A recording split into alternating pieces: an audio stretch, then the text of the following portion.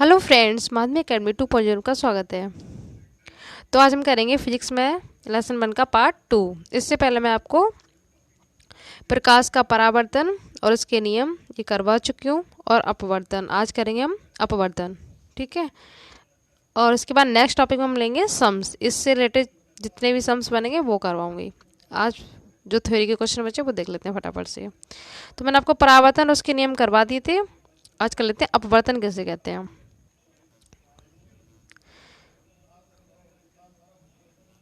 अपवर्तन क्या होता है? प्रकाश की किरण का एक माध्यम से दूसरे माध्यम में जाने पर अपने मार्ग से विचलित हो जाना क्या कहलाता है? प्रकाश का अपवर्तन कहलाता है। प्रकाश की किरण का एक माध्यम से, जैसे सपोज है यहाँ से प्रकाश की किरण एक माध्यम, ये हमारे सपोज ये एयर है, ठीक है, और यहाँ पर कांच यानी ग्लास है। तो एक माध्यम से किरण जब दूसरे माध्यम में जाती है तो वो थोड़े मार्ग से अपने विचलित हो जाती है, तिरछा हो जाएगी। तो ये घटना क्या कहलाती है? प्रकाश का अपवर्तन कहलाती है। और परावर्तन क्या था? आपको थोड़ा सा याद करवा देती हूँ, जो मैंने आपको पार्ट 1 में कराया था। अगर आपने वो ना देखा हो तो डिस्क्रिप्शन में लिंक दे रखा है, क्लिक करके देख लीजिए उस पर, क्योंकि वो बहुत इंपॉर्टेंट है, पूछा जाता है। वो क्या था कि कोई चिकना पृष्ठ है, उससे प्रकाश की किरण टकराकर वापस उसी माध्यम में लौट आती है। तो ये घटना क्या कहलाती थी? परावर्तन, ठीक है, प्रकाश का परावर्तन। अपवर्तन क्या होता है? एक माध्यम से दूसरे माध्यम में जाने पर मार्ग से विचलित हो जाना किरण का क्या कहलाता है? प्रकाश का अपवर्तन। 2 नंबर में डेफिनेशन पूछी जाती है। क्लियर? उसके बाद जब प्रकाश की किरण बेल का मतलब, बेल नहीं, यहाँ पे बिरल है, ठीक है। बिरल का मतलब जहाँ पे वायु हो, और सघन का मतलब जहाँ पे वायु ना हो, ठीक है। जब प्रकाश की किरण सघन माध्यम में जाती है, विरल से सघन में जाती है, तो क्या होता है? वह अविलंब की ओर झुक जाती है, तथा सघन से विरल में जाती है तो अविलंब से दूर हट जाती है। अब ये आप समझ लो, देखो ये हमारा इस वाले माध्यम में क्या है? वायु यानी विरल माध्यम है, और यहाँ पे सघन माध्यम यानी कांच है। तो जब प्रकाश की किरण आती है ना, वायु से ये विरल से सघन में जाएगी, तो क्या होता है? थोड़ी सी झुक जाएगी, ये ऐसे झुक जाएगी किरण, ठीक है, हल्का सा ये झुक जाती है।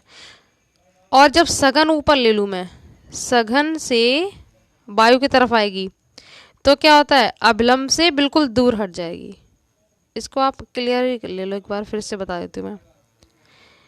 जब आपके प्रकाश की किरण विरल से, मतलब वायु से विरल से सघन में आएगी, तो थोड़ा सा क्या होती है? झुक जाती है, थोड़ा सा झुक जाती है, ठीक है, विरल से सघन में आएगी।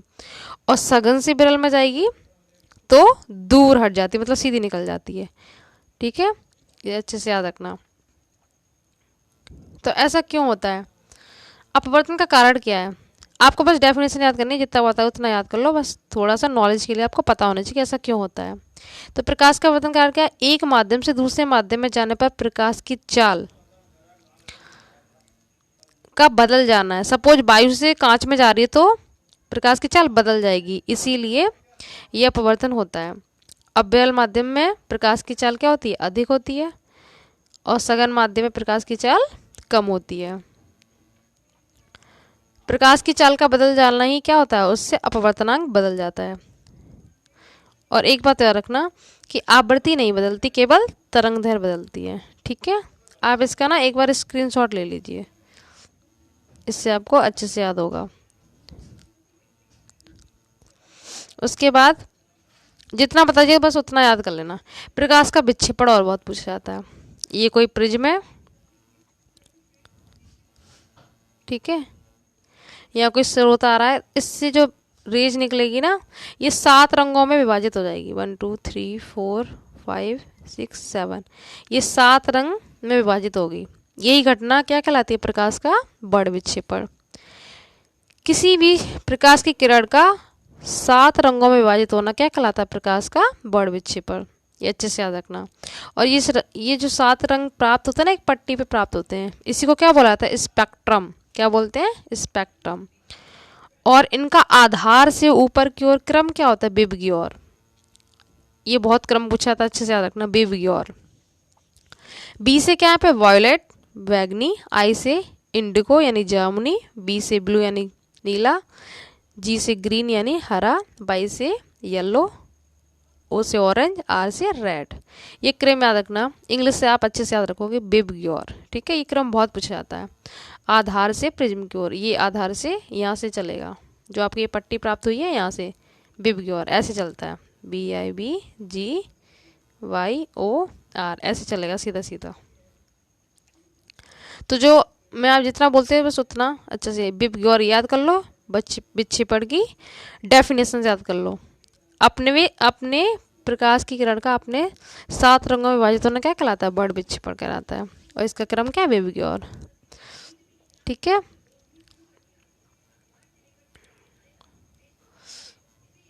एक क्वेश्चन और पूछा था कि इसमें लाल रंग की तरंगदैर्घ्य क्या होती है सबसे अधिक, और जो बैगनी है बी फॉर बैगनी, इसकी तरंगदैर्घ्य सबसे कम होती है।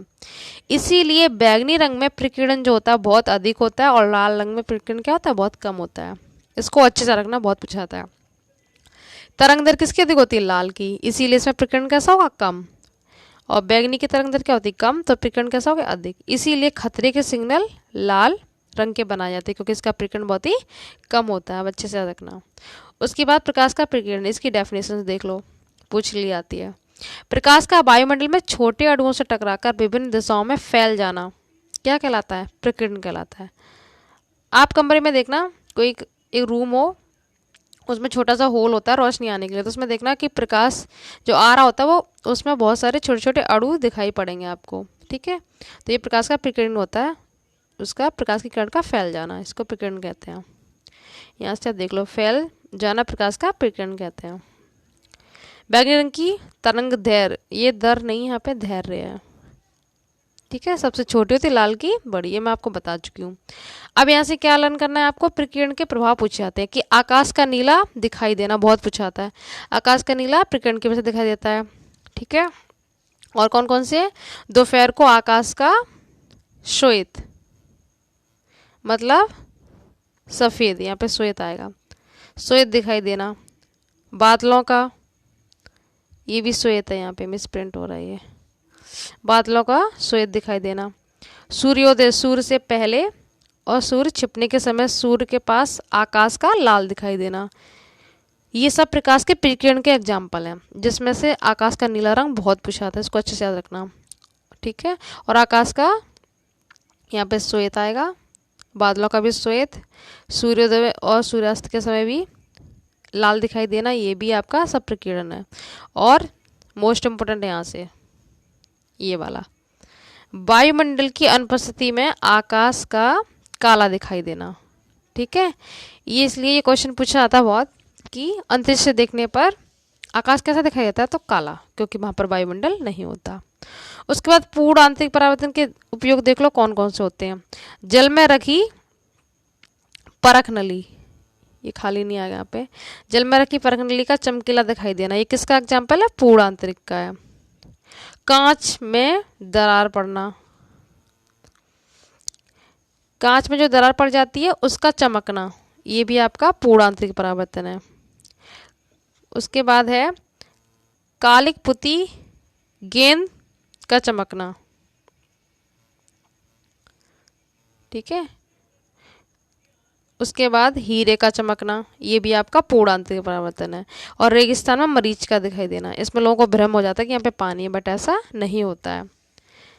रेगिस्तान में, ठंडे स्थानों में मरीचिका का बनना, ये सब पूर्ण आंतरिक है। इसमें से आप हीरे का चमकना याद रखना, रेगिस्तान में मरीचिका का बनना, बालू का भी चमकना, ये भी आपका पूर्ण आंतरिक परावर्तन होता है। तो यहाँ से आपको ये एग्जाम्पल्स याद रखने हैं, बस 1-2 नंबर में पूछ लिया जाता है। क्लियर? अब देखते हैं नेक्स्ट।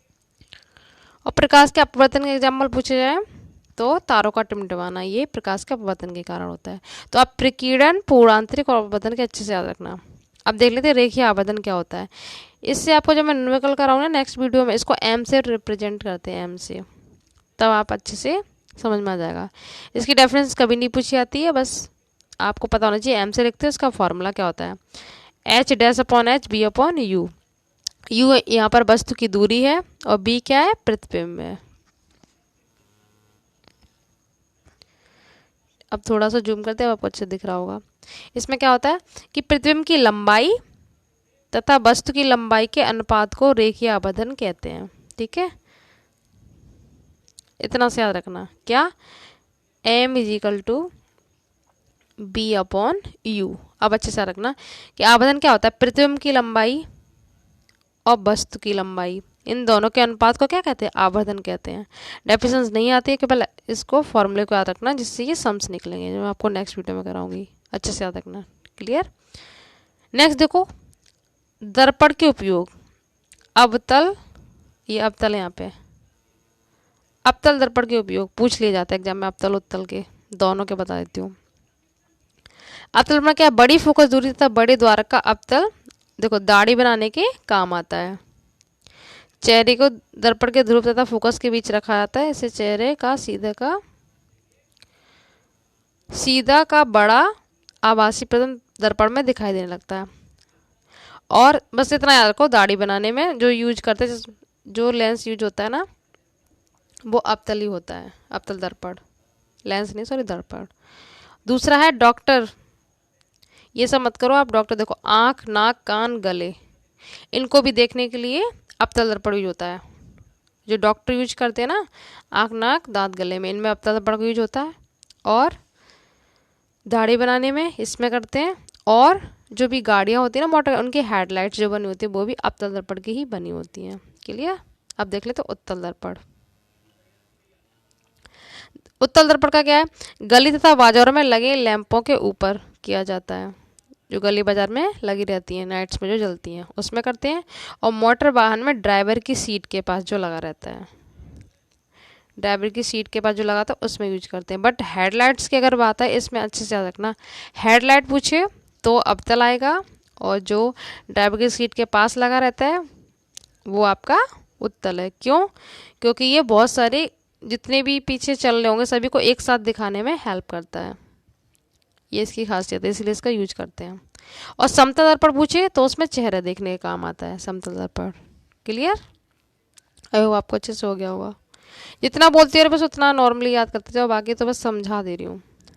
लेंस की क्षमता, इसे पी से लिखते हैं, क्षमता ऐसे आएगा ये। अच्छा, किसी लेंस की क्षमता फोकस दूरी के प्रतिलोम के बराबर होती है। ये देखो, 1/f, फोकस दूरी के प्रतिलोम, अपॉन में है ना, तो उसके बराबर होती है। ये मीटर में और सेंटीमीटर में होता तो 100/f लेते। जब मैं आपको न्यूमेरिकल कराऊंगी तब आप अच्छे से समझ जाओगे। एक क्वेश्चन ये हो गया। और क्षमता का मात्रक बहुत पूछा था, क्या होता है, डायोप्टर, इसे डी से लिखते हैं, डी फॉर डायोप्टर। कैसे लिखेंगे, डायोप्टर, ये क्षमता का मात्रक होता है। और डेफिनेशन पूछ लेते हैं, इसके न्यूमेरिकल मैं जब कराऊंगी तब हो जाएगा। नेक्स्ट है मोस्ट इंपॉर्टेंट, फोकस दूरी तथा वक्रता में संबंध बहुत पूछा जाता है, इससे भी सम्स निकलेंगे। तो फोकस दूरी वक्रता की क्या होती है, आधी होती है। फोकस दूरी वक्रता त्रिज्या की क्या होती है, आधी। F is equal to r/2। और r क्या होती है, फोकस दूरी की 2 गुनी होती है। तो इसका r का फॉर्मूला क्या बन जाएगा, 2 गुणा f। r पूछे तो आप डबल कर दो, f पूछे तो उसका आधा कर दो। जब मैं आपको सवाल कराऊंगी ना आपको अच्छे से हो जाएगा, इसलिए नेक्स्ट वाला वीडियो जरूर देखना, उससे अच्छे से आपको न्यूमेरिकल 100% एग्जाम में मिलेंगे। तो आज के लिए इतना ही करते हैं, आप करेंगे सम्स से रिलेटेड जितने भी हैं। तो अगर आपको वीडियो अच्छा लगा तो लाइक शेयर कर दीजिए, चैनल को सब्सक्राइब जरूर कर लीजिए। Thank you so much.